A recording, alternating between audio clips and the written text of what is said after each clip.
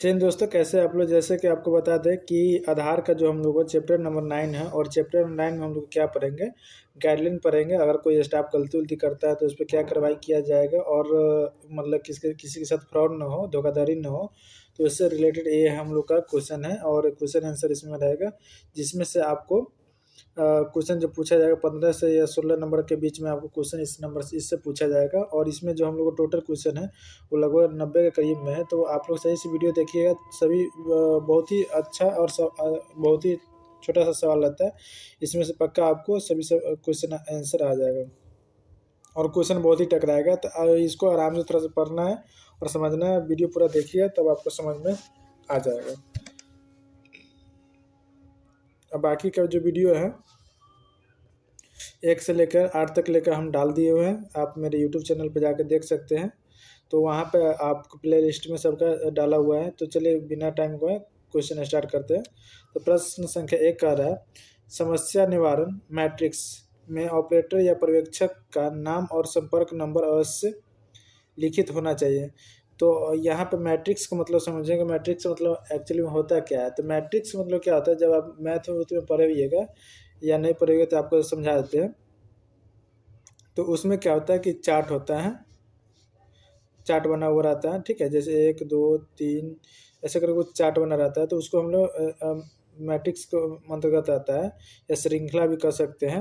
तो जैसे कि मान के चलिए आप यहाँ पे क्या करें, समस्या निवारण, जैसे कि समस्या निवारण मैट्रिक्स में ऑपरेटर या पर्यवेक्षक का नंबर देना रहता है। हाँ, यहाँ पे ऑपरेटर या पर्यवेक्षक का नंबर दिया रहेगा, तब उसके द्वारा क्या हो कि कोई भी आदमी उससे संपर्क कर सकता है। जैसे जो कोई कस्टमर को मतलब कोई दिक्कत हो, कोई सर्विस लेकर कोई चीज़ पूछ पाछ करना हो, तो वो ऑपरेटर या पर्यवेक्षक के नंबर से के माध्यम से उससे पूछ सकता है। तो इसलिए उसका देना ज़रूरी है। तो यहाँ पे क्या दिया हुआ है कि गलत या सच या गलत, यहाँ पे सच होगा, ए नंबर आपका सही होगा। क्वेश्चन नंबर 2 कह रहा है कि शिकायत निवारण मैट्रिक्स में रजिस्ट्रार का नाम और शिकायत निवारण सेल का संपर्क नंबर ना लिखे। नहीं, ऐसा कोई बात नहीं है। आपको जो है कि ये गलत बात बोल रहा है कि ना लिखे, मतलब लिखना है आपको। जो भी रजिस्ट्रार से आप काम कर रहे हो वो रजिस्ट्रार का नाम और जो उसका कोड होता है वो कोड, और उसका मोबाइल नंबर देना है, ताकि अगर ऑपरेटर कोई गलती करता है तो उसके उसके बाद उसके अगला जो ऑफिसर होता है उससे बात किया जाएगा। तो ये यहाँ पे सच तो यहाँ पे क्या ना है, तो ये यहाँ पे गलत होगा। ये वाला आपका बी नंबर सही होगा। ये क्वेश्चन में टाइप करने में कुछ इशू हो गया है।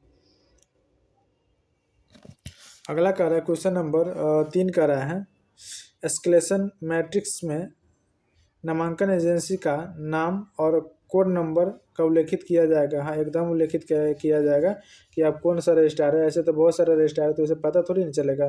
तो जो भी उसका बनाया जाएगा, जो भी चार्ट बनाया जाएगा, तो उसमें उससे पता किया जाएगा कि भाई कौन सा रजिस्ट्रार से ये अगला आदमी जुड़ा हुआ है और किससे काम कर रहा है, ताकि कोई दिक्कत हो किसी भी कस्टमर को तो वो डायरेक्टली उस रजिस्ट्रार से संपर्क कर सकता है, अगर ऑपरेटर या पर्यवेक्षक ना सुने तो ये सत्य है, सच बात है।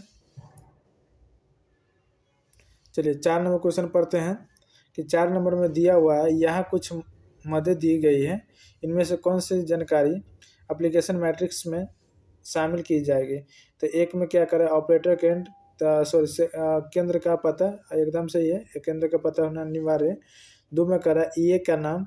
तो ईए का मतलब इन्वायरमेंट एजेंसी होता है, जो आपका ये रहता है ना, तो इसका इन्वायरमेंट एजेंसी होता है। तो ये 2 नंबर भी आपका सही है। तीसरा नंबर ग्राहक का पता या संपर्क नंबर, ये देना, ये ग्राहक को कोई ज़रूरत ही नहीं है यहाँ पे पता ना।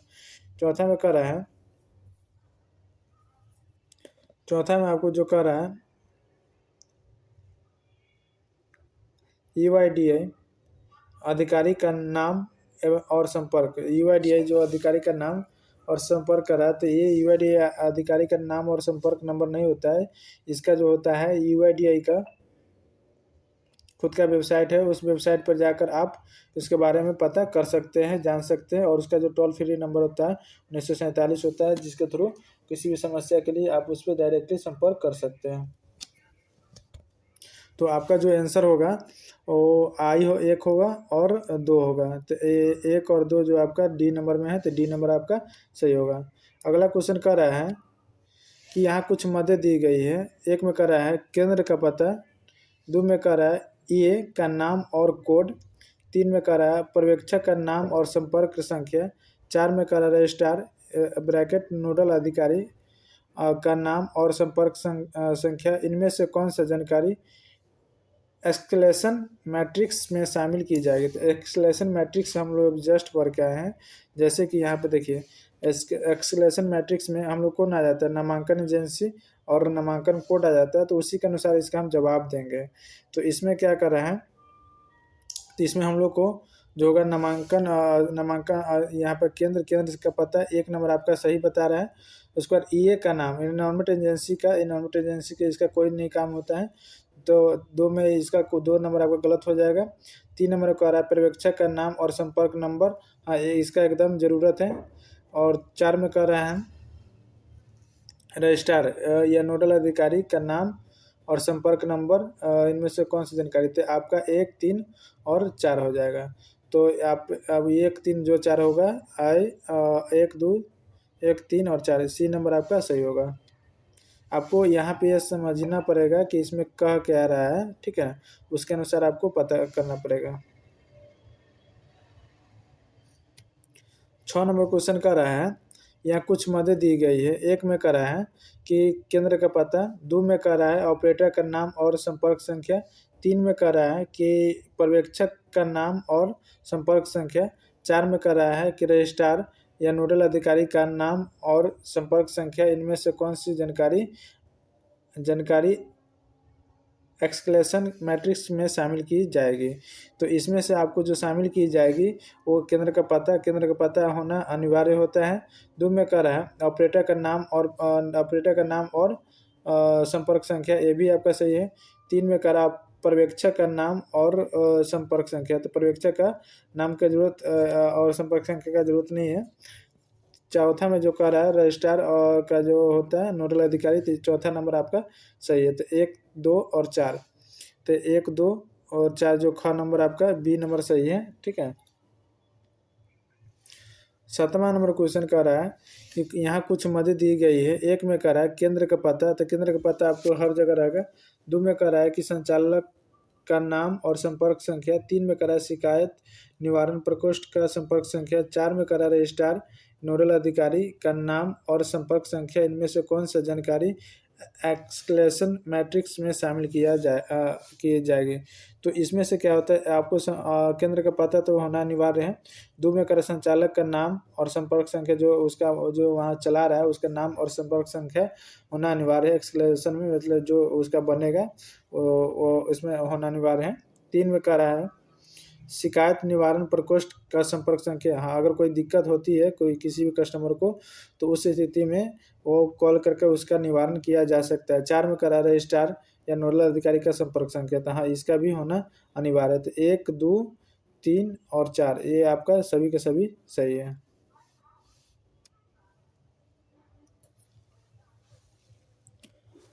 क्वेश्चन नंबर 8 को हम लोग सही से समझेंगे। यहाँ पे क्या करा, कुछ कथन दिए गए हैं, आपको कार्य सही कथन का पहचान करना है। 1 में करा ऑपरेटर को सभी के साथ समान व्यवहार करना चाहिए, भले वह वरिष्ठ नागरिक और दिव्यांग निवासी हो।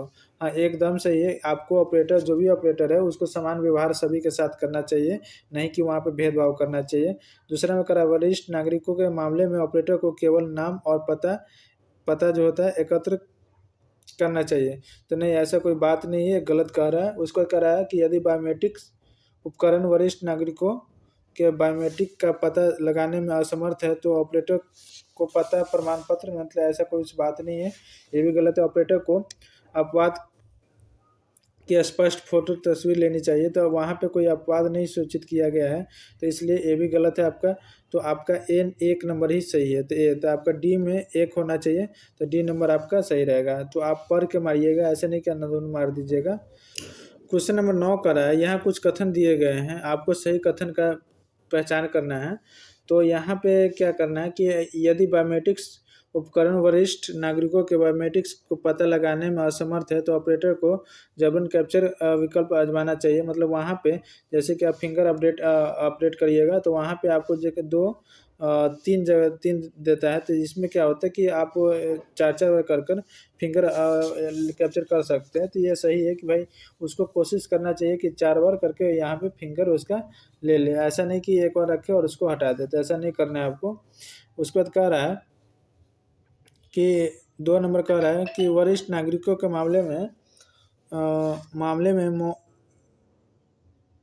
ऑपरेटर को उन्हें प्राथमिक देना चाहिए। हाँ, जो वरिष्ठ आदमी है जैसे कि 50 साल 40 साल से ऊपर जो भी आदमी है वो आ रहा है तो उसको पहले करके हटा कर देना चाहिए। तो ये सही है आपका। तीसरा वो कह रहा है यदि बायोमेट्रिक्स उपकरण वरिष्ठ नागरिकों के बायोमेट्रिक पता लगाने में असमर्थ है तो केवल उपकरण का प्रयोग करके फ़ोटो लेना, ये गलत वाली बात है, ये गलत है, ये नहीं करना है आपको। ऑपरेटर को सभी के साथ समान व्यवहार करना चाहिए, भले वह वरिष्ठ नागरिक या और दिव्यांग हो। देखिए यहाँ पे क्या करा, ऑपरेटर को सभी के साथ समान व्यवहार करना चाहिए, भले वो वरिष्ठ मतलब जैसे 50 साल 60 साल से ऊपर आते हैं तो उसके साथ नहीं, उसको पहले करके उसको निकाल देना है। या दिव्यांग हो, जैसे कि कोई दिव्यांग हो उसको तो उसको भी पहले करके आपको निकालना है। तो 1 और 2 ये दोनों आपका सही कह रहा है, बाकी सभी गलत है। तो 1 और 2 आपका सही हुआ, ए नंबर आपका सही होगा। क्वेश्चन नंबर 10 कह रहा है आधार पुनः प्राप्ति प्रक्रिया का उद्देश्य क्या है। तो इसमें क्या कह रहा है कि निवासी को अपना आधार लिंक करने या उसमें डेटा डालने में जल्दी हो सकती है, ये भी सही है। पत्र 90 दिनों के बाद भी गंतव्य तक नहीं पहुंचता है, ये भी सही है आपका। उसका निवासी का EID या UID खो जाता है, दिए गए विकल्प सभी। तो देखिए आधार पुनः प्राप्ति का मतलब क्या होता है, जैसे कि अब मेरा आधार कार्ड है और हम कहीं जा रहे हैं और हम मेरा सामान कोई चोरी हो गया, ठीक है। तो चोरी हो गया, तो चोरी हो जाने के बाद हम लोग को आधार कार्ड खो गया। अब खो गया, अब मेरे पास आधार नंबर भी नहीं है, तो क्या होता है कि हम नया आधार कार्ड बनवाते हैं। तो जो नया आधार कार्ड बनवाते हैं तो वो रिसीविंग से क्या होता है, जो रिसीविंग हम लोग को दिया जाता है उससे हम लोग को आधार कार्ड रिजेक्ट हो जाता है, ठीक है। रिजेक्ट होने के बाद फिर उसी रिसीविंग से हम लोग पुनः प्राप्ति होता है। तो ये उसी के बारे में कह रहा है।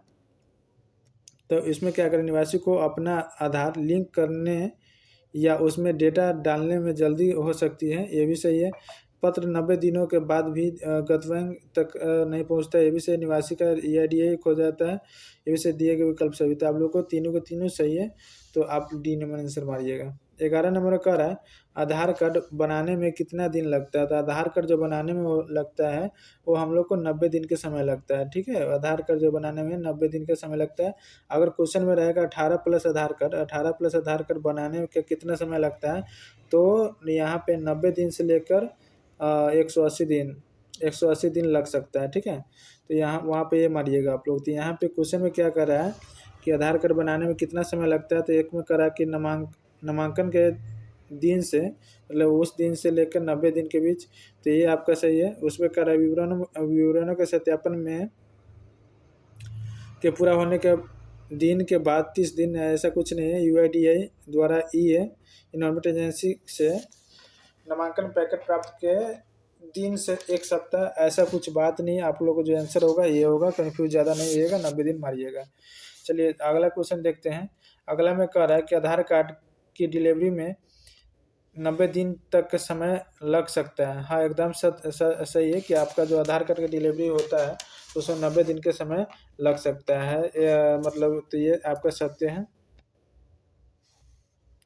अगला नंबर क्वेश्चन कह रहा है कि आधार कार्ड को किस माध्यम से वितरित किया जाता है। तो आधार कार्ड को किस माध्यम से वितरित किया जाता है, तो यहाँ पे क्या मतलब वितरण किया जाता है। तो यहाँ पे DHL, ठीक है, DHL सेवा और ईमेल के माध्यम से नहीं, ऐसा वितरण नहीं किया जाता है। पंजीकृत मोबाइल नंबर का उपयोग करके आधार कार्ड वेब पोर्टल के माध्यम से डाउनलोड करें। हाँ, ये सही है आपका। भारतीय डाक सेवा के माध्यम से, ये सही है। आपका जो आंसर होगा B और C होगा, 2 और 3। तो ये आपका D नंबर आंसर होगा। देखिए DHCL सेवा और ईमेल ऐसा कोई नहीं है कि जिस पर आपको प्राप्त होता है, ऐसा गलत है, ये आपका गलत है। आपका B और C नंबर सही होगा। उसके बाद कह रहा है कि निम्नलिखित में से किस नंबर पर कॉल करके निवासी अपने आधार कार्ड की स्थिति प्राप्त कर सकता है। तो देखिए स्थिति जो होता है ना, आपको प्राप्त करने के लिए 91 969 वाले नंबर पे फ़ोन करना पड़ेगा। जो आपका आधार कार्ड की स्थिति है उसके बारे में जानकारी लेने के लिए आपको इस नंबर पे कॉल करना पड़ेगा, ठीक है। तो यहाँ पे 91 969 और 1947 जो होता है, किसी भी तरह की शिकायत दर्ज करने के लिए हम इस पर कॉल करते हैं। उसके बाद कह रहा है कि एक निवासी का आधार पत्र खो गया है और नामांकन ई आई डी उपलब्ध है। SMS के माध्यम से आधार स्थिति जानने की प्रक्रिया क्या है। तो SMS के माध्यम से क्या करना पड़ेगा उसको ये दोनों ऑप्शन जो होता है UID स्टेटस /14 डिजिट जो भी आपका ID है वो डाल के फिर स्लेस और इसमें जो होता है आपको इस वाले नंबर को SMS करना पड़ेगा, ठीक है।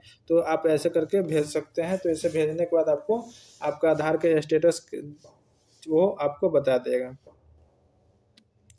क्वेश्चन नंबर 16 का रहा है, कोई निवासी अपने आधार कार्ड की स्थिति जानने के लिए 51 969 पर SMS भेज सकता है। हाँ, एकदम भेज सकता है। इस वाले नंबर पे आप SMS भेज सकते हैं। तो उसमें SMS कैसे आपको भेजना है, तो वहाँ पे लिखना है UID स्टेटस और यहाँ स्लेस ऐसे 14 डिजिट का जो भी होगा, जैसे 0659 ऐसे करके जो भी रहेगा वो आप डाल के फिर स्लेस बंद कर लिए और उसके बाद यहाँ पे इस वाले नंबर पर भेजना पड़ेगा।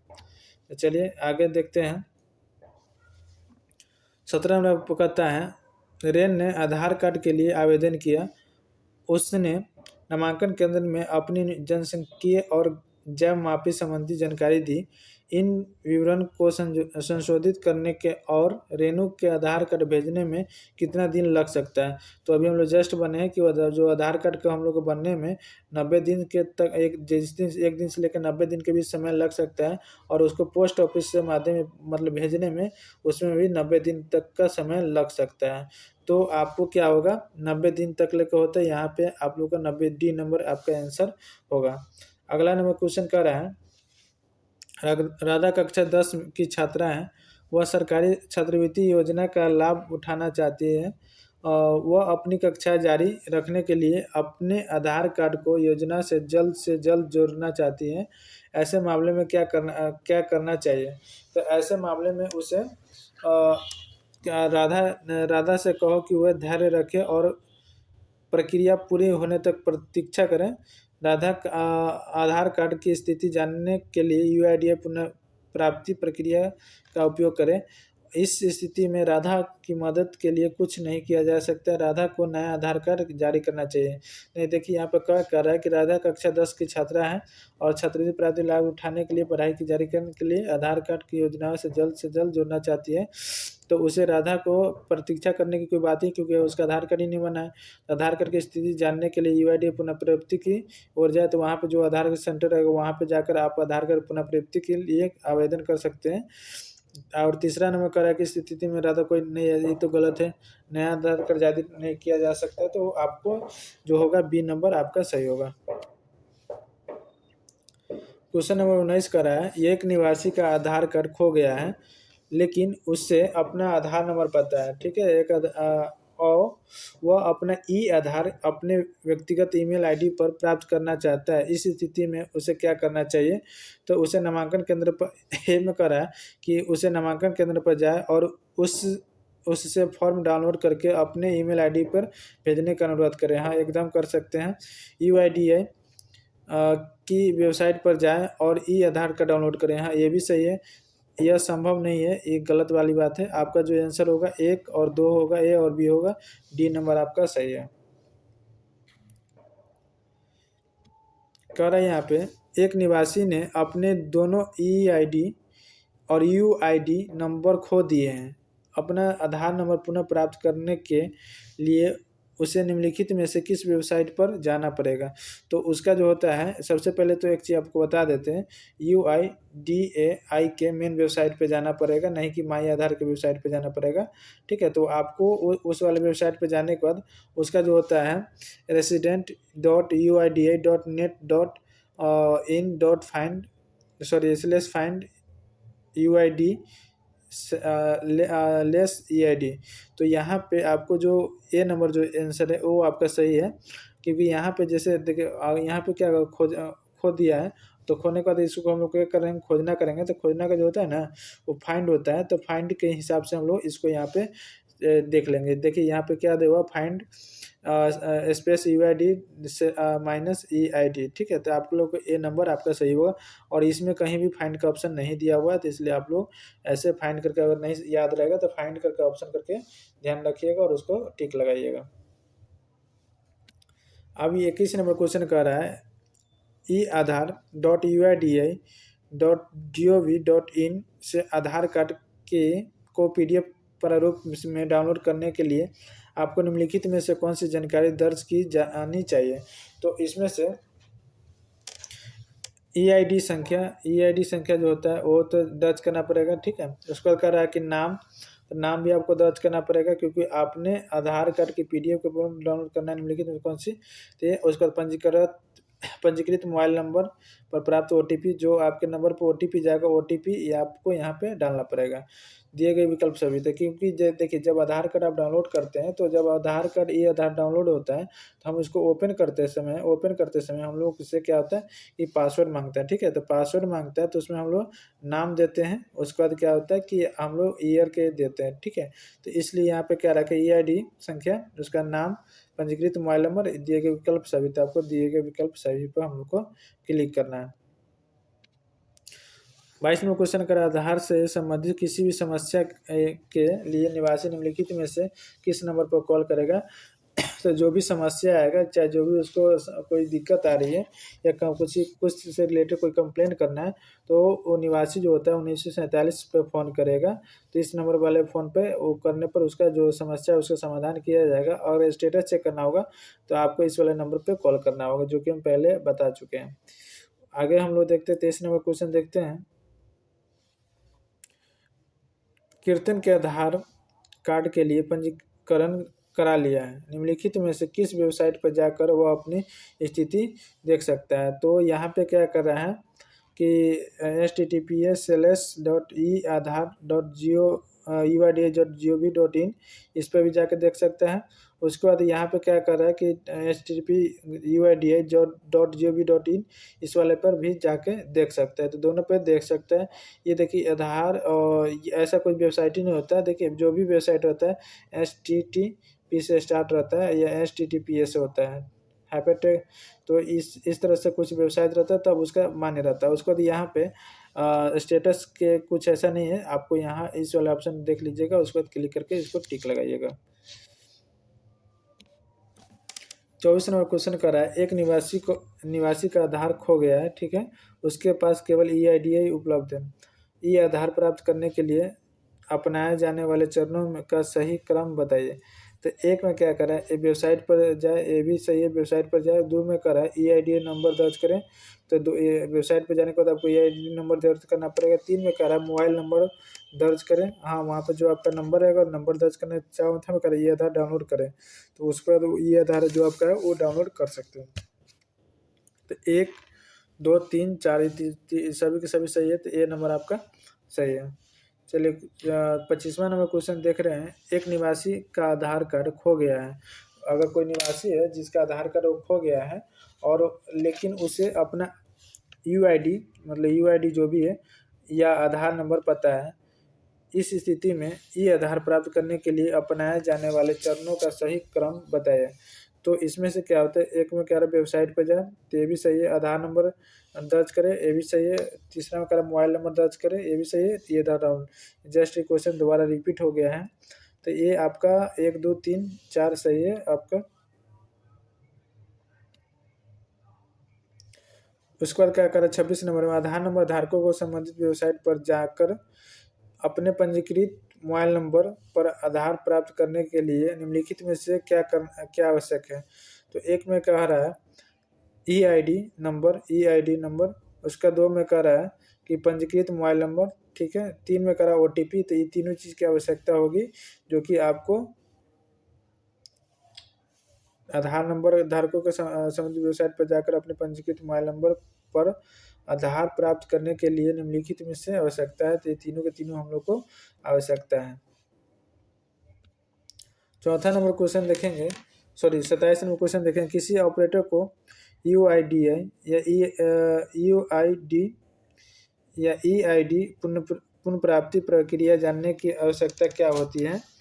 तो एक में कह रहा है किसी निवासी के लिए पहली बार आधार कार्ड बनाना। देखिए यहाँ पे पुनर्प्राप्ति क्या होता है कि जैसे आधार कार्ड आपका खो गया है और इस स्थिति में आपका आधार कार्ड या आपके पास कुछ ऐसा कुछ प्रूफ नहीं है, तो आप उस स्थिति में नया से आधार कार्ड इनरोलमेंट करवा सकते हैं। तो उसके लिए है, तो ये क्या कर रहा है कि पहली बार के लिए इसका नहीं ज़रूरत है। दो में कर रहा है सिस्टम में डुप्लीकेट डाटा को हटाना है, ऐसा कोई बात ही नहीं है। 3 में करा यदि निवासी ने अपना आधार कार्ड खो दिया है, हाँ ये एकदम सही है, खो दिया है तो आधार नंबर जनरेट करने के लिए, तो ये आपका C नंबर सही है। डेटा एकत्र करते समय त्रुटि को कम करने के लिए, नहीं ऐसा कोई बात ही नहीं है, तो आप लोगों का C नंबर सही होगा। यदि पत्र 90 दिन के बाद भी गंतव्य तक नहीं पहुंचता है तो उसे पुनः प्राप्त करने की आवश्यकता हो सकती है।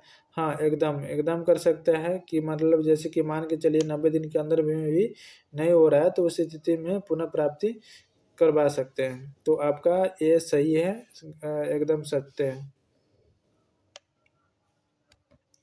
29 नंबर का है कि नामांकन आधार नंबर धारक द्वारा अपना नामांकन आईडी या विशिष्ट आईडी खो जाने पर पुनः प्राप्ति की आवश्यकता है। तो हाँ जैसे कि यहाँ पे आपका EID या जो आपका आधार संख्या है, आधार नंबर, वो अगर खो देते हैं तो उस स्थिति में पुनः प्राप्ति करवा सकते हैं। तो ये आपका सही है, एकदम सही है। तो 29 के A नंबर सही होगा।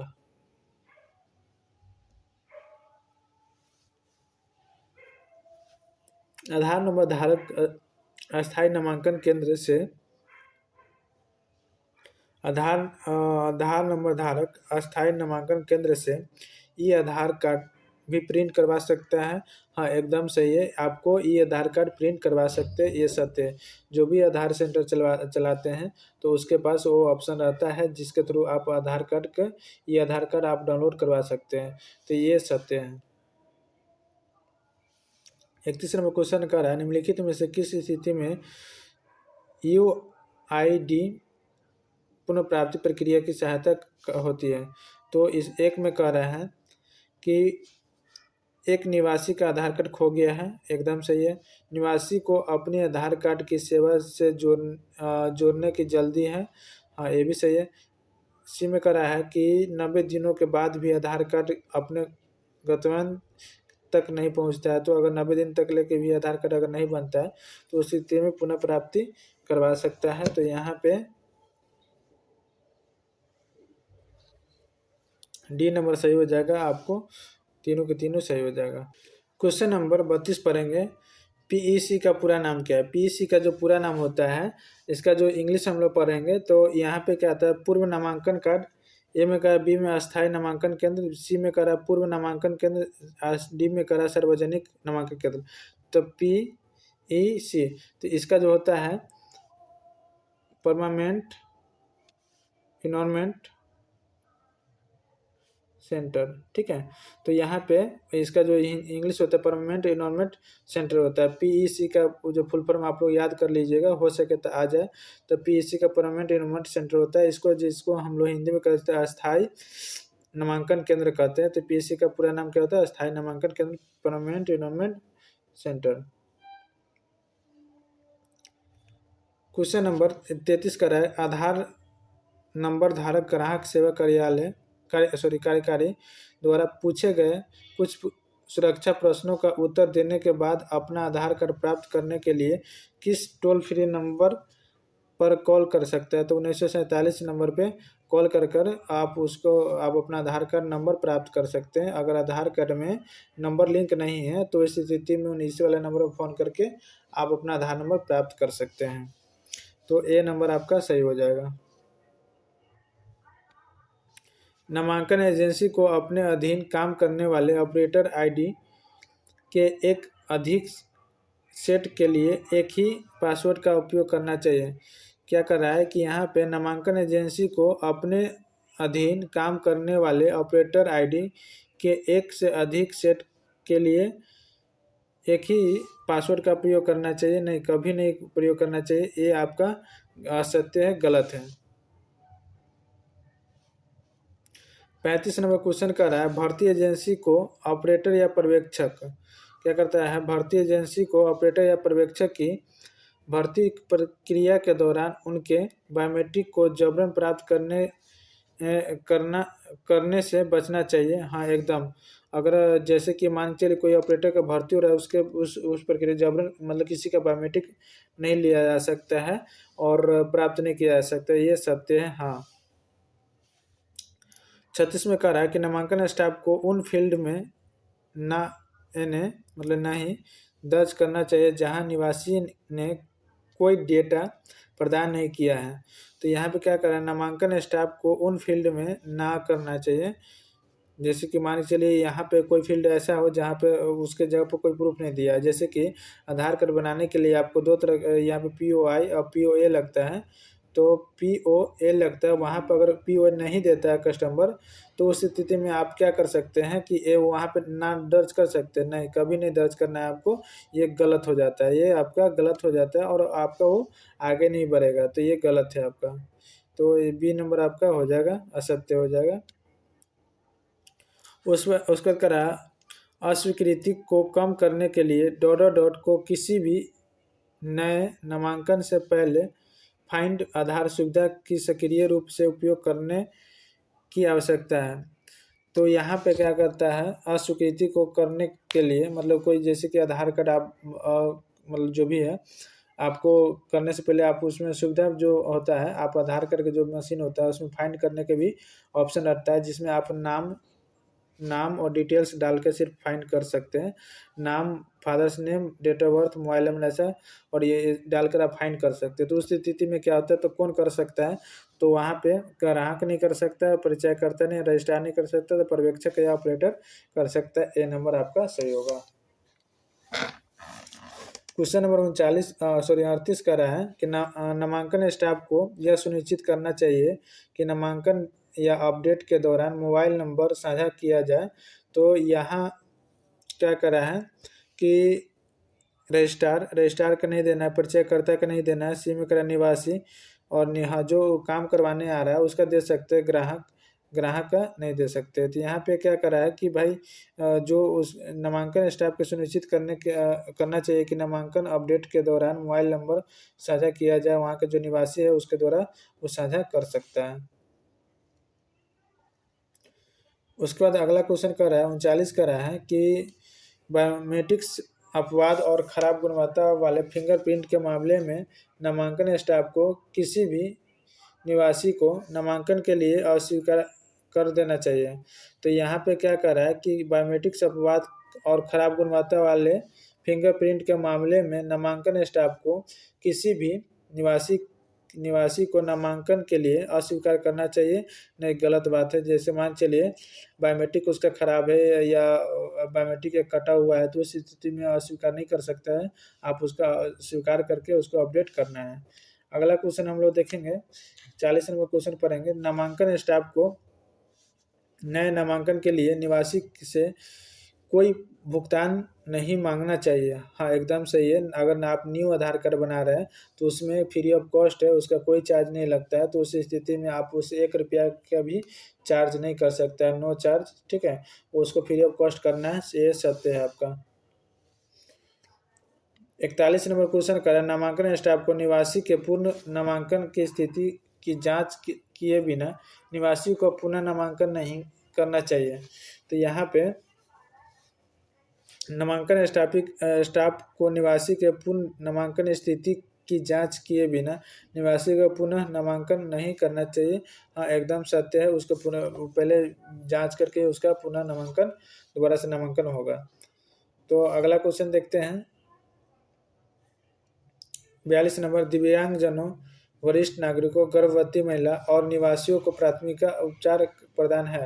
हाँ एकदम है, अगर वैसा दिव्यांगजन आता है, वरिष्ठ लोग आते हैं, गर्भवती महिला आते हैं, तो वो आपके पास कितना भी भीड़ क्यों नहीं हो, आप उसको पहले करके ही निकालना है आपको। तो ये सत्य है आपका, ए नंबर आपका आंसर सत्य होगा। क्वेश्चन नंबर 43 यहाँ कर रहा है कि यहाँ कुछ कथन दिए गए हैं, इनमें से कौन सा कथन सही है। एक में कर रहा है बायोमेट्रिक्स त्रुटियों और खराब गुणवत्ता वाले फिंगरप्रिंट के मामले में किसी भी निवासी का नामांकन से माना करना चाहिए। तो ऐसा नहीं है, अगर किसी का फिंगर खराब है तो उसी स्थिति में भी उसको नामांकन करना है। तो 1 नंबर आपका गलत बता रहा है। 2 नंबर कर रहा है बायोमेट्रिक्स त्रुटि के मामले में नामांकन के लिए निवासी से कोई भुगतान मांगना, मतलब कोई जैसे कि उसका फिंगरप्रिंट सही नहीं है तो निवासी से उसका पैसा मांगना चाहिए, ये भी आपका गलत है। निवासी के पिछले नामांकन की स्थिति के जांच किए बिना निवासी का पुनः नामांकन न करना चाहिए। तो हाँ, उसमें जैसे कि आप 3 दिन पहले एक आधार का नामांकन किया है और फिर उसको दोबारा से नामांकन उसे नहीं करना चाहिए, उसको जब तक उसको जाँच किए बिना, मतलब उसका जांच करने के बाद रिजेक्ट हो गया तो उसका दोबारा इनरोलमेंट करवा सकते हैं। तो 3 नंबर आपका सही करा। 4 नंबर करा दिव्यांगजनों, वरिष्ठ नागरिकों और गर्भवती महिलाओं को प्राथमिकता दर्ज करना चाहिए। तो हाँ, एकदम करना चाहिए। जो वरिष्ठ नागरिक है, दिव्यांगजन है, गर्भवती महिला, तो उसको एकदम करना चाहिए। तो आपका 4 नंबर से ये 3 और 4 सही है केवल। तो यहाँ पे ए नंबर आपका सही है, 3 और 4। 44 नंबर क्वेश्चन कर रहे हैं, यहाँ कुछ कथन दिए गए हैं, इनमें से कौन से सही है। तो ये जैसे देखिए, जो भी कथन वाला सवाल रहेगा एकदम हल्का रहता है, आप उसको सही से पढ़ के जवाब दीजिएगा तो एकदम हो जाएगा। एक ही पासवर्ड का उपयोग कई ऑपरेटर आईडी सेट के लिए न करें। एकदम से ये एक ही पासवर्ड के लिए, पासवर्ड जो होता है ना, कोई मतलब उसका बार बार उपयोग नहीं करना रहता है, पासवर्ड हमेशा चेंज करते रहना चाहिए। तो 1 नंबर आपका सही बता रहा है। 2 नंबर में करा है ऑपरेटर पर्यवेक्षक के बायोमेट्रिक्स के को अनिवार्य रूप से कैप्चर करने का सुविधा दे। तो यहाँ पे क्या करा, ऑपरेटर या पर्यवेक्षक के बायोमेट्रिक को अनिवार्य रूप से कैप्चर करने का सुविधा दे। तो ऑपरेटर या जो पर्यवेक्षक होता है उसका कैप्चर नहीं होता है। तो 2 नंबर आपका गलत कर रहा है। 3 नंबर में आपका क्या कर रहा है, किसी भी दो ऑपरेटरों को ऑपरेटर आईडी का समान नहीं होना चाहिए। एकदम सही है, किसी का भी 2 ऑपरेटर हो जो उसका ऑपरेटर आईडी समान कभी नहीं होना चाहिए, नहीं तो दिक्कत हो जाएगी। तो वो आपका एकदम सही है। 4था नंबर कह रहा है कि किसी ऑपरेटर या पर्यवेक्षक को दूसरे की ओर से नामांकन या हस्ताक्षर करने की अनुमति दे। तो ये नहीं, ऐसा कभी नहीं दे सकता है। तो ये आपका ये गलत है। तो आपका जो सही होगा 1 और 3 सही होगा। तो जो कि आपका 1 आई और 3, यहाँ पे सी नंबर आपका जो होता है वो सही है। तो यहाँ पे थोड़ा सा दिमाग लगा के आप जवाब दीजिएगा या इसको दोबारा रिपीट करिएगा तो आपको पूरा समझ में आ जाएगा। क्वेश्चन नंबर 45 कह रहा है कि यहाँ कुछ कथन दिया गया है, इनमें से कौन सी सही है। 1 में कह रहा है अस्वीकृति को कम करने के लिए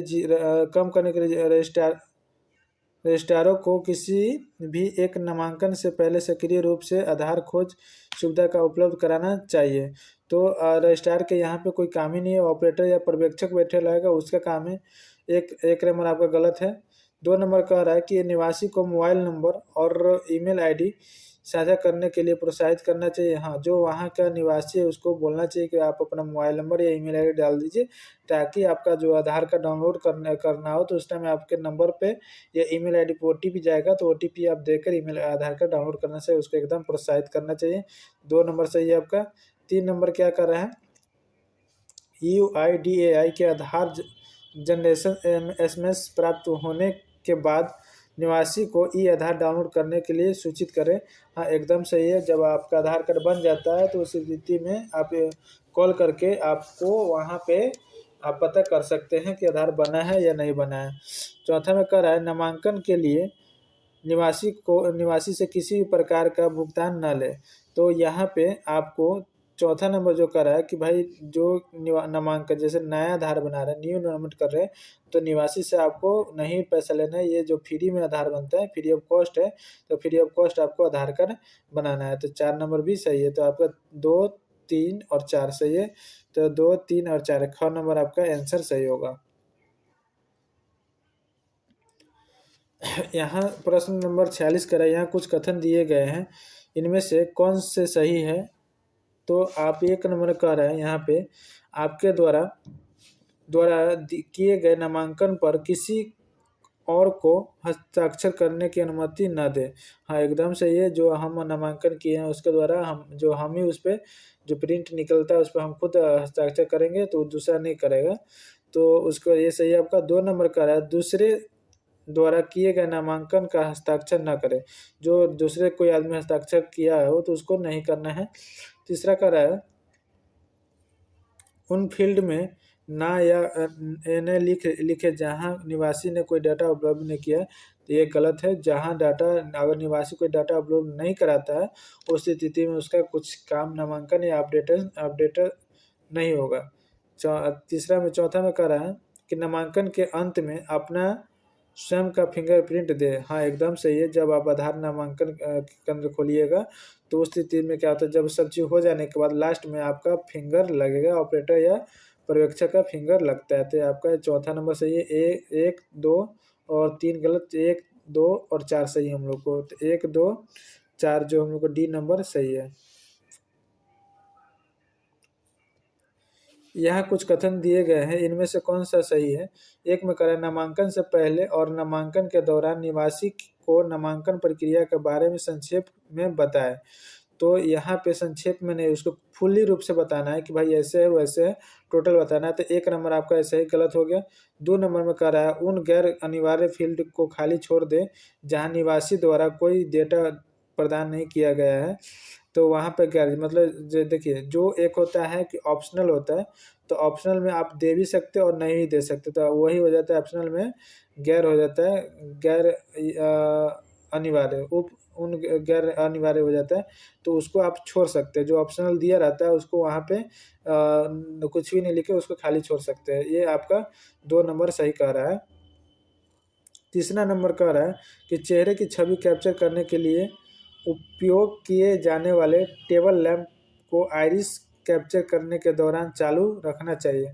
हाँ, एकदम सही है। तीसरा नंबर भी आपका सही है। चौथा नंबर कह रहा है कि आधार क्लाइंट में अपने पर्यवेक्षक या ऑपरेटर आईडी से लॉगिन करें। हाँ, आप किसी और का आधार जो ऑपरेटर आईडी उसे लॉगिन नहीं करना है, आपको खुद से लॉगिन करना है। तो चौथा नंबर भी आपका सही कर रहा है। तो आपका जो सही होगा 2, 3, 4 सही होगा। तो यहाँ पे 2, 3, 4 लिखा नंबर सही है, तो बी नंबर हम लोग का सही होगा।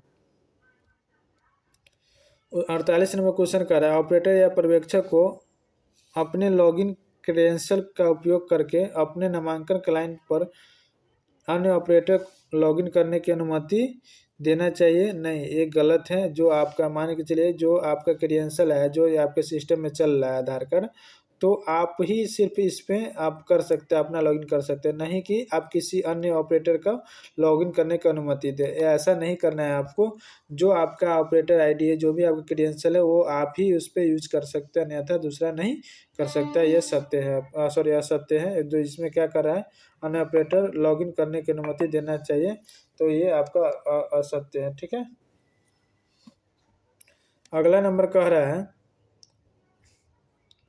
49 नंबर कह रहा है ऑपरेटर या पर्यवेक्षक को धोखाधड़ी से बचने के लिए पासवर्ड को बार बार क्या करना चाहिए, परिवर्तन मतलब चेंज करना चाहिए, उसको बार बार उसको चेंज करना चाहिए।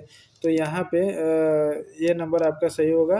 परिवर्तन नहीं, ये गलत है। भूल जाना ये भी गलत है। दिए गए विकल्प सभी, तो आपको परिवर्तन हमेशा परिवर्तित करते रहना चाहिए।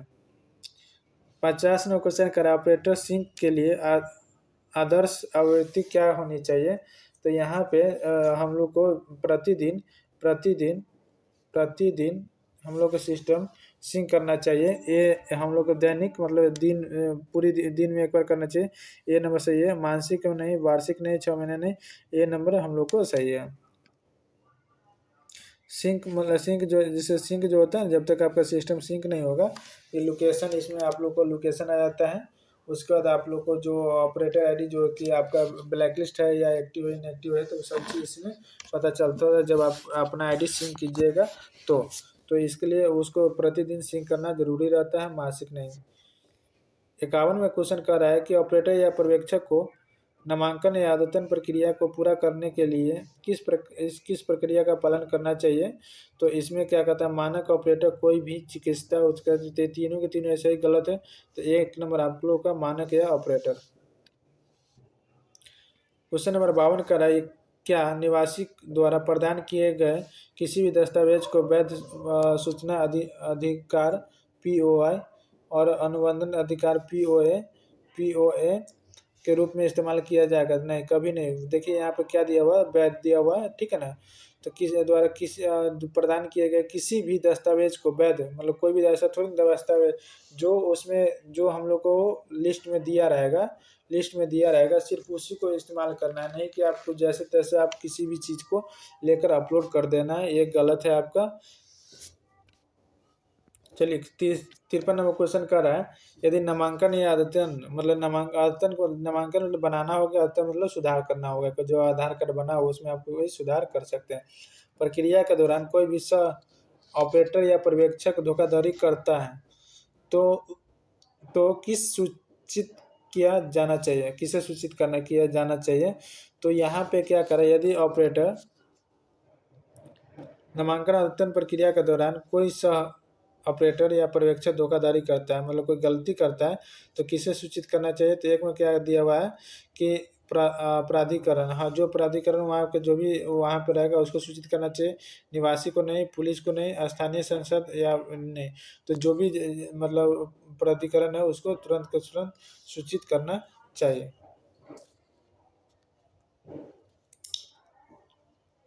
नामांकन फाइलें या बैकअप किसके द्वारा निर्धारित निर्देशों के अनुसार संग्रहित किए जाना चाहिए। तो इसमें क्या करा है, प्राधिकरण जो भी आपका रजिस्ट्रार होगा तो उसके द्वारा प्राधिकरण, एक में दो में करा निवासी नहीं, पुलिस नहीं, परिवार नहीं, तो आपका कौन सा होगा, ए नंबर आपका सही होगा। क्वेश्चन नंबर 55 करा, क्या बायोमेट्रिक्स अपवाद मामले पर नामांकन कर्मचारी द्वारा निवासी के प्रति उसकी भावना के अनुसार हस्ताक्षर किए जाना चाहिए। तो इसमें क्या कर रहा है कि सही, क्या बायोमेट्रिक अपवाद मामले पर नामांकन कर्मचारी द्वारा निवासी के प्रति उसकी भावनाओं के अनुसार हस्ताक्षर किया जाना चाहिए, नहीं ऐसा कोई बात ही नहीं है, ये गलत है। ये सही गलत उचित सावधानी बरतने के बाद, हाँ उचित सावधानी बरतने के बाद करना चाहिए उसको, उचित उपरोक्त में से कोई नहीं।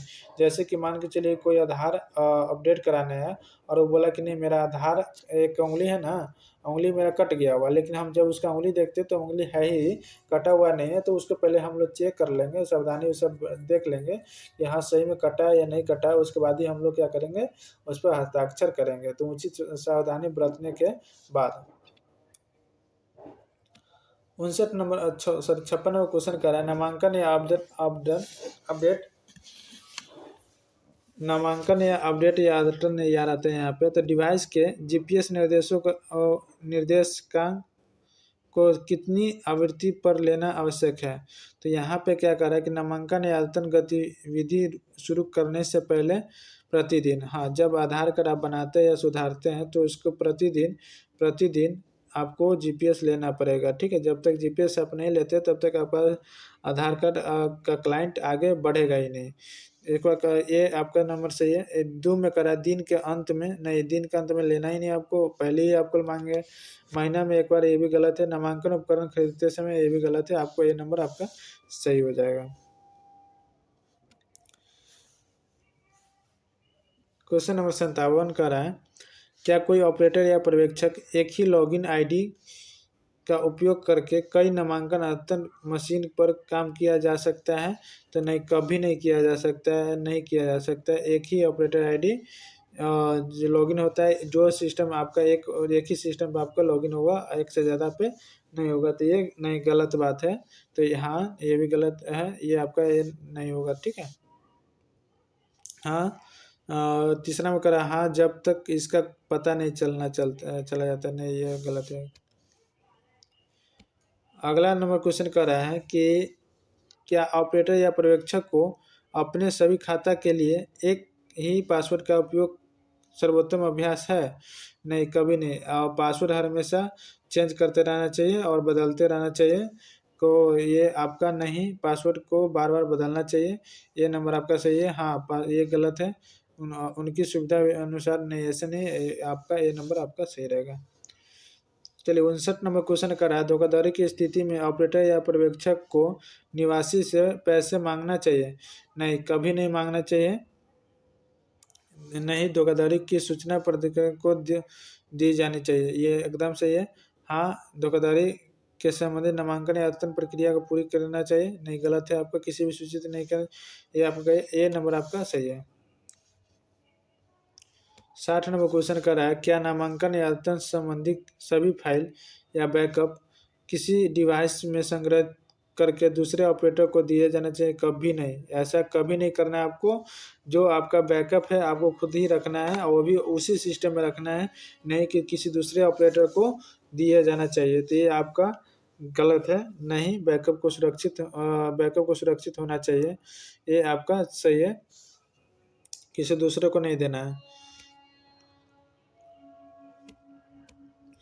जीपीएस सिंक पूरा होने के बाद नामांकन करने के लिए डिवाइस को किसी अन्य स्थान पर ले जाना सकता है? नहीं, कभी नहीं। जीपीएस जहाँ पे आप लिए हैं और जब आप सिस्टम सिंक करते हैं तो उसके बाद आपको वहीं पे काम करना है जहाँ के आपका लोकेशन वहाँ पे दिया है, नहीं कि आप कहीं दूसरे स्थान पर ले जाकर आप आधार कार्ड बना सकते हैं। ये गलत है, ये नहीं कर सकते आप। तो आपका जो आंसर होगा वो ए नंबर ही होगा। उसमें कह रहा है कि 62 में कर, यदि निवासी अपने नामांकन के लिए अपने किसी रिश्तेदार के फिंगरप्रिंट को शामिल करने के अनुरोध करता है तो क्या इसकी अनुमति दी जाएगी? नहीं, कभी नहीं। जैसे कि आप आधार कार्ड बनाने आए हुए तो आधार कार्ड में जो फिंगर लगेगा वो आप ही का लगेगा, नहीं कि आपको कोई रिश्तेदार का लगेगा। तो ये आपका गलत है, और ऐसा नहीं करना है आपको।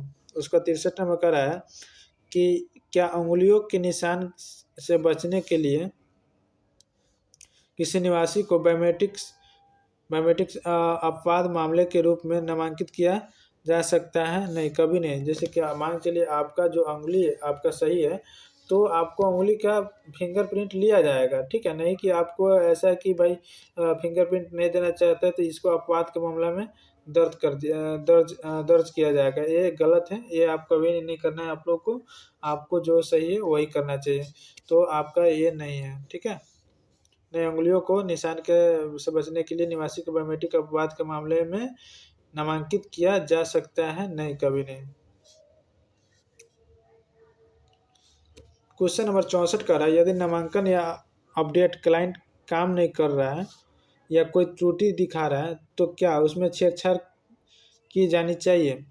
तो नहीं, कभी नहीं करना चाहिए। अगर ऐसा कोई स्थिति आता है तो आप अपना इन्वायरमेंट एजेंसी से बात करिए या रजिस्ट्रार से बात करिए, वो आपका जो भी दिक्कत रहेगा वो सॉल्व करेगा। नहीं कि आप अपने से खुद से उस सॉफ्टवेयर में छेड़छाड़ करना चाहिए, वो में आपको कुछ नहीं करना है, छेड़छाड़ नहीं करना है। तो आपको जो आंसर होगा वो बी नंबर होगा, नहीं होगा। 65 नंबर क्वेश्चन कह रहा है, क्या किसी निवासी का नामांकन करते समय उसकी तस्वीर ली जा सकती है? क्या किसी निवासी का नामांकन करते समय उसकी तस्वीर ली जा सकती है? नहीं, देखिए निवासी का नहीं ले जा सकती है, लेकिन जो वहाँ पे जो नामांकन करता रहेगा, जो नामांकन करवाने आया है उसका लेना है, कि नहीं किसी निवासी का, वहाँ के किसी के निवासी का फोटो नहीं लेना है। तो ये आपका नहीं हो जाएगा। 66 नंबर क्वेश्चन कह रहा है कि आधार अपडेट करते समय निवासी की फोटो के स्थान पर क्या नहीं लेना चाहिए? तो यहाँ पे क्या करा है कि फोटो नहीं लेना चाहिए। ए नंबर आपका गलत है कि फोटो नहीं लेना चाहिए। बी नंबर देवताओं की तस्वीर, ये भी नहीं लेना चाहिए। जानवर की तस्वीर, ये भी नहीं लेना चाहिए। तो डी में दिए गए विकल्प सभी, तो डी में आपका सभी विकल्प जो कि है एक नेगेटिव है, ये नहीं लेना चाहिए। तो यहाँ पे क्या कर, नेगेटिव पूछा तो नेगेटिव जवाब हम लोग को देंगे उसको। निवासी डेटा भरते समय किसी भाषा का प्रयोग नहीं किया जाना चाहिए। तो यहाँ पे क्या करा है कि जो ये गैर संसदीय, तो यहाँ पे गैर संसदीय मतलब क्या होता है कि भाई वहाँ का जो निवासी नहीं, जैसे कि मान के चलिए यहाँ पे हिंदी बोला जाता है, कहीं पे तेलुगु बोला जाता है, तो भाई जहाँ तेलुगु बोला जाता है तो वहाँ पे तेलुगु वाला भाषा तो हिंदी वाला बोलेंगे चाहे लिखेंगे तो समझ में नहीं आएगा, तो वहाँ तेलुगु वाला भी होगा। तो यहाँ पे ए नंबर ही आपका हो जाएगा, जो कि गैर संसदीय नहीं किया जाना चाहिए। अंग्रेजी, हिंदी दिए गए विकल्प, तो आपका ए नंबर सही हो जाएगा।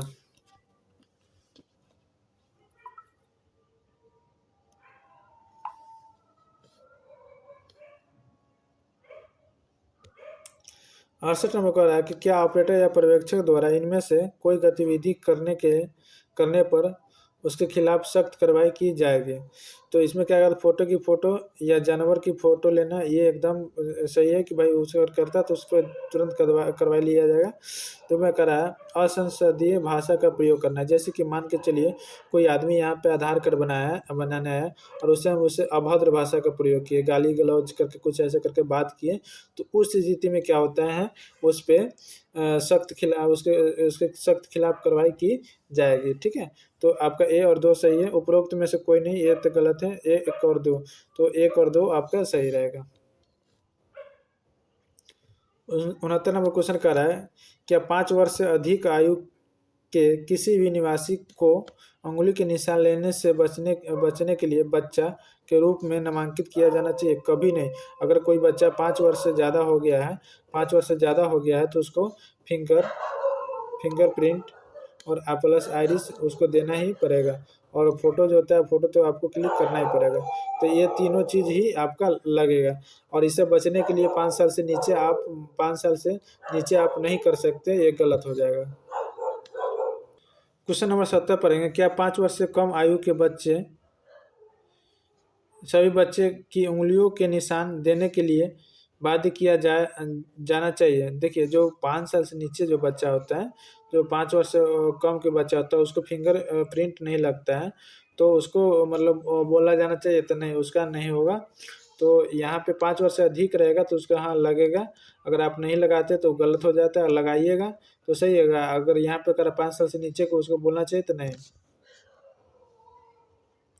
71 नंबर क्वेश्चन कर रहा है, बच्चा के नामांकन के मामले में ऑपरेटर या पर्यवेक्षक को नामांकन के लिए उनका माता पिता या अभिभावक बनना चाहिए? तो नहीं। जैसे जो ऑपरेटर या पर्यवेक्षक है, वो जब बच्चा आधार बनाने आता है, न्यू आधार बनाने आता है, तो उसका माता पिता या अभिभावक कभी नहीं बनना चाहिए, ये गलत है आपका, तो यहाँ गलत हो जाएगा। अगला क्वेश्चन देखते हैं, यदि निवासी के पास वैध दस्तावेज नहीं है तो क्या ऑपरेटर या पर्यवेक्षक को परिवार के मुखिया के रूप में कार्य करना चाहिए? तो नहीं, ऐसा नहीं है, ऐसा कभी नहीं करना चाहिए। ऑपरेटर या पर्यवेक्षक सबसे पहले उसको कुछ नहीं करना है कि ऑपरेटर या पर्यवेक्षक अगर उसके पास सही दस्तावेज नहीं है तो उसको सलाह दे सकते कि बनवा के लाइए, नहीं कि उसके मुखिया के रूप में काम करना चाहिए, आपका गलत है। 73 नंबर क्वेश्चन कर रहा है कि सूचना के प्रमाण पत्र POI और साक्ष्य के प्रमाण पत्र POA, मतलब प्रूफ ऑफ आइडेंटिफिकेशन, और प्रूफ ऑफ एड्रेस के समर्थन में समाचार पत्र या कोई भी सादा कागज का इस्तेमाल करना चाहिए? नहीं, कभी नहीं करना चाहिए, गलत है। अगर सही चीज़ नहीं देते हैं तो आप ये गलत हो जाइएगा।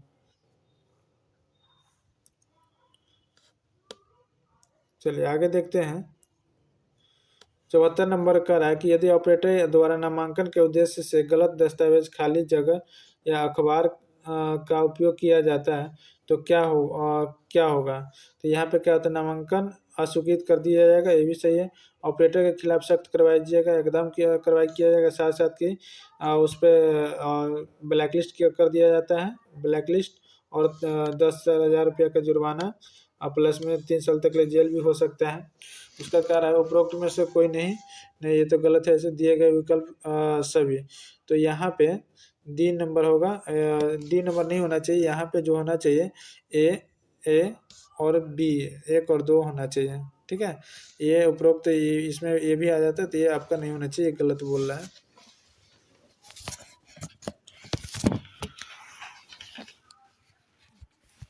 75 नंबर क्वेश्चन कहता है कि आधार नामांकन करते समय किसका मोबाइल नंबर या ईमेल आईडी जोड़ा जाना चाहिए? तो यहाँ पे क्या कर रहा है, एक में कर रहा है कि निवासी, दो में कर रहा है ऑपरेटर या पर्यवेक्षक का कभी नहीं होगा, स्थानीय प्रतिनिधि इसका भी नहीं होगा, उपरोक्त में नहीं, तो आपका ए नंबर होगा, एक निवासी का, ए में निवासी का। और 76 नंबर क्वेश्चन कर रहा है क्या ऑपरेटर आधार नामांकन करते समय मिश्रित बायोमेट्रिक का उपयोग कर सकता है? नहीं, कभी नहीं। जैसे जिस आदमी का आप फिंगर लगा रहे हैं उसी आदमी का आपको फिंगर लगाना है, नहीं कि कोई तीसरा पर्सन आकर उसको बोले कि मेरा फिंगर लगा दीजिए, तो उसका फिंगर हम लोग को नहीं लगाना है, इसी दोनों का फिंगर लगाना है। तो यही आपका जो होगा गलत हो जाएगा, अगर लगाते तो ये गलत हो जाता है। 77 नंबर क्वेश्चन कह रहा है कि क्या ऑपरेटर या पर्यवेक्षक निवासी से पैसा ले सकता है और नामांकन पत्र में कोई भी जानकारी लिख सकता है? तो नहीं, ऐसा कभी नहीं कर सकता है। आपको नामांकन पत्र में सही जानकारी ही लिखनी है और 1 भी रुपया नहीं लेना है और सही दस्तावेज लेकर ही लिखना है आपको। तो ये आपका गलत हो जाएगा, नहीं ऐसा नहीं होता है। आगे कह रहा है 78 नंबर कह रहा है क्या निवासी की इच्छा के होने पर पहचान पत्र और पते के प्रमाण पत्र मतलब POI और POA की फोटोकॉपी का उपयोग किया जाना जा सकता है? नहीं, कभी नहीं। ये आपको जो भी है आपको फोटोकॉपी नहीं देना है, इसका जो ओरिजिनल देना है आपको ओरिजिनल देना है, फोटोकॉपी गलत हो जाता है। तो कह रहा है कि नहीं, मूल दस्तावेज का स्कैन करना आवश्यक है, ये आपका सही है। हाँ, किसी भी दस्तावेज का उपयोग करना ये गलत है, उपयोग में से कोई नहीं, सभी। तो आपका जो भी दस्तावेज है उसको स्कैन करके हम लोग को भेजना पड़ता है। जो भी ऑपरेटर या पर्यवेक्षक रहता है उसको ये जो दस्तावेज आप लोग देते हैं उसको स्कैन करके हम लोग को भेजना पड़ता है। आगे देखते हैं 79 नंबर का क्या ऑपरेटर या पर्यवेक्षक को नामांकन पूर्ण होने के बाद POI और POI और POA की हार्ड कॉपी अपने पास रखनी चाहिए? नहीं, कभी नहीं रखनी चाहिए, ये गलत है। आपको कोई भी हार्ड कॉपी नहीं रखनी है, कोई भी हार्ड कॉपी नहीं रखनी है। ये नंबर सही है आपका, ये और ये गलत है। 80 नंबर कह रहा है कि आधार नामांकन और अद्यतन करते समय निम्नलिखित में से किन गतिविधियों से बचना चाहिए? एक में कह रहा फोटो की फ़ोटो लेना, एकदम सही है। फ़ोटो का फ़ोटो लेने से हमको बचना चाहिए। भगवान की फ़ोटो लेना, 2 नंबर भी सही है कि भगवान की फ़ोटो हमको लेने से बचना चाहिए। 3 नंबर कह रहा है जानवरों की फ़ोटो, नहीं ये भी सही है, ये भी लेने से बचना चाहिए। निवासी की फ़ोटो, तो हमको निवासी का फ़ोटो जैसे कि जो बनवाने आता है उसका फ़ोटो लेना है। तो आपका जो होगा 1, 2 और 3, 1, 2 और 3 हम लोग का सही होगा, ख नंबर सही होगा।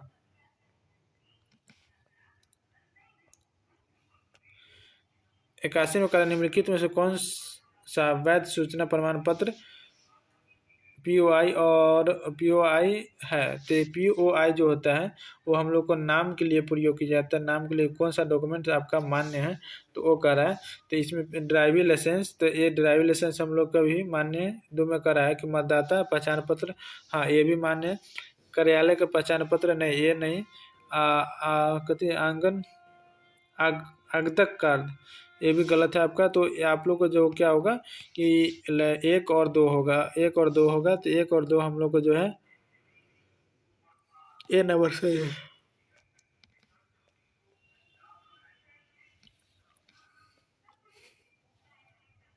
चलिए 82 नंबर क्वेश्चन कर रहा है क्या निवासी चाहे तो उसकी बायोमेट्रिक जानकारी को बदल सकता है या किसी अन्य निवासी को बायोमेट्रिक जानकारी के साथ मिलाया जा सकता है? नहीं, कभी नहीं कभी नहीं हो सकता ऐसा। तो इसमें आपका गलत हो जाएगा। अगला क्वेश्चन देखते हैं। क्वेश्चन नंबर 83 देखते हैं, यदि 6 वर्ष का निवासी बाल नामांकन कराने का अनुरोध करता है तो क्या इसकी अनुमति दी जानी चाहिए?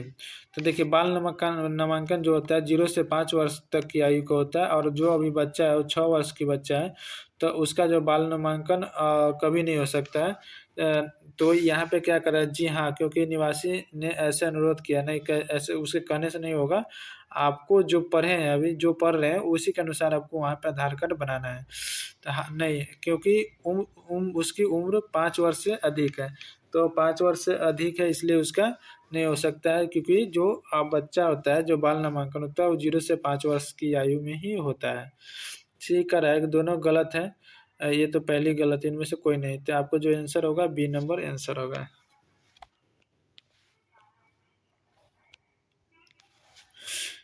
क्वेश्चन नंबर 84 करा क्या निवासी से अनुरोध और ऑपरेटर या पर्यवेक्षक निवासी की वास्तविक की तस्वीर के बजाय तस्वीर की तस्वीर ले सकते हैं। तो यहाँ पे ये गलत है। जो आपका वास्तविक है, जो लाइव फ़ोटो है, वो लाइव ही फ़ोटो ही लेना है, नहीं कि फ़ोटो की फ़ोटो आपको लेना है। ये ऐसा करना एक कानूनी अपराध है, इसको आप ऐसा नहीं कर सकते हैं। तो ये आपको लाइव फ़ोटो मतलब जो वास्तविक तस्वीर है वही तस्वीर लेना है, तो ये नहीं हो जाएगा।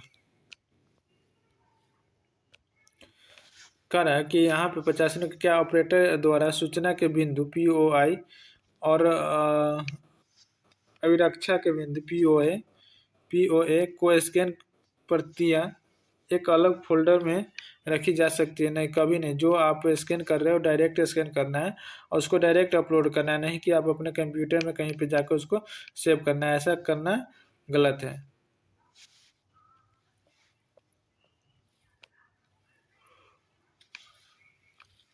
86 नंबर क्वेश्चन कर रहा है कि क्या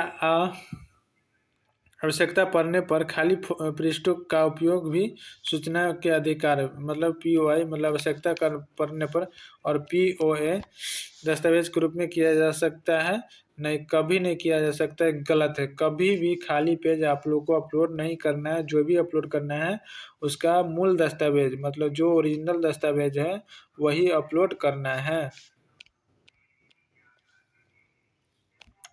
क्वेश्चन नंबर 87 का रहा है, यदि ऑपरेटर या पर्यवेक्षक फॉर्म में उल्लेखित जानकारी के अलावा कोई अन्य जानकारी दर्ज करता है तो निवासी को इसकी सूचना नहीं दी जानी चाहिए? नहीं, एकदम देनी चाहिए। अगर जो फॉर्म में फिल करना है, ठीक है ना, अगर जो निवासी दे रहा है, जो डॉक्यूमेंट्स दे रहा है और उसमें ये नहीं डालना मतलब जो इसमें है वही डालना है और इसमें जो नहीं हो इसमें डालना है, तो पहले निवासी को आपको सूचित करना पड़ेगा कि ये चीज़ हम इस फॉर्म में फिल कर रहे हैं और विदाउट सूचित किए हुए आप डालते तो गलत कर रहे हैं आप, तो यहाँ पे गलत हो जाएगा।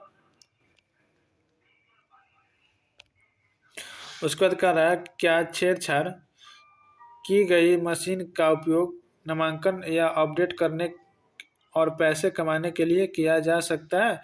नहीं, कभी नहीं। छेड़छाड़ की गई मशीन का उपयोग नामांकन अपडेट या पैसे कमाने के लिए उपयोग कभी नहीं किया जा सकता है, ये गलत है आपका। क्वेश्चन नंबर 89 है, क्या ऑपरेटर को बिना जांच किए किसी अन्य ऑपरेटर द्वारा किए गए नामांकन का हस्ताक्षर कर देना चाहिए? क्या ऑपरेटर को बिना जांच किए किसी ऑपरेटर द्वारा मतलब जो कोई भी ऑपरेटर नामांकन करके दे दिया तो उस पर हस्ताक्षर कर देना चाहिए? नहीं, कभी नहीं करना चाहिए। 90 में कह रहा है कि क्या ऑपरेटर निवासी मोबाइल नंबर के बजाय अपना स्वयं का मोबाइल नंबर नामांकन क्लाइंट के में लिख सकता है? तो नहीं, कभी नहीं लिख सकता। जो उसका है जो कि मतलब जो आदमी काम कराना है सिर्फ उसका ही नंबर आप डाल सकते, किसी और अन्य आदमी का नहीं डाल सकते हैं। तो दोस्तों ये वीडियो जो है पूरा ख़त्म हो चुका है और बाकी जो 1 से लेकर 8 तक डाले हैं तो वो अगर आप रेगुलर आप देख लेते हैं, थोड़ा सा लंबा तो है लेकिन आपको सही से समझाए एक बार में ही समझ में आ जाएगा। तो अगर उसको देख लेते तो आपको हम लिख के देते 100 में से कम अगर आप सही से पढ़िएगा तो 95 प्लस नंबर ला सकते हैं।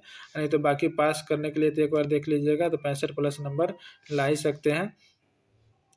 और रही बात एक मैराथन क्लास का, तो जल्द इसको हम डालेंगे मैराथन क्लास। अगर वीडियो अच्छा लगा होगा आपको तो वीडियो को लाइक सब्सक्राइब और शेयर जरूर करिएगा ताकि दूसरे को हेल्प मिल सके। फिर मिलते हैं फिर नेक्स्ट वीडियो में, तब तक के लिए जय हिंद जय भारत।